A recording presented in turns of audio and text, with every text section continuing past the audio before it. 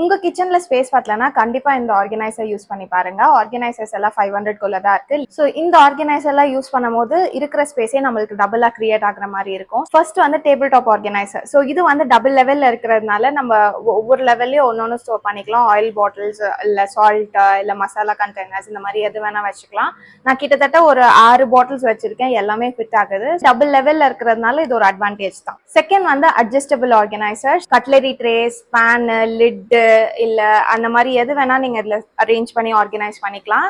இது வந்து எக்ஸ்பேண்ட் பண்ண முடியும். இல்ல நீங்க இது வேணும்னா தனித்தனியா வச்சு கூட ஆர்கனைஸ் பண்ணிக்கலாம். தேர்ட் வந்து ஹெவி டியூட்டி ஆர்கனைசர். ஸோ இது வந்து ரொம்ப யூஸ்ஃபுல். நான் என்னோட கேஸ்ட் அயர்ன் பாத்திரம் எல்லாமே இதுல தான் ஆர்கனைஸ் பண்ணி வச்சிருக்கேன். கேஸ்ட் அயர்ன் எவ்வளவு ஹெவியா இருக்குன்னு உங்களுக்கு தெரியும். ஸோ நீங்க கீழ இருந்து ஒரு பாத்திரம் எடுத்தா கூட மத்த எதுவுமே விழாது. அதனால கண்டிப்பா ட்ரை பண்ணி பாருங்க. ஃபோர்த் வந்து multi level shelf organiser. So cabinet height எப்பயுமே நம்ம ஃபுல்லா யூஸ் பண்ண மாட்டோம். அப்படியே யூஸ் பண்ணாலும் ஒரு பாத்திரத்துக்கு மேல இன்னொரு பாத்திரம் அப்படிதான் வைக்கிற மாதிரி வைப்போம்.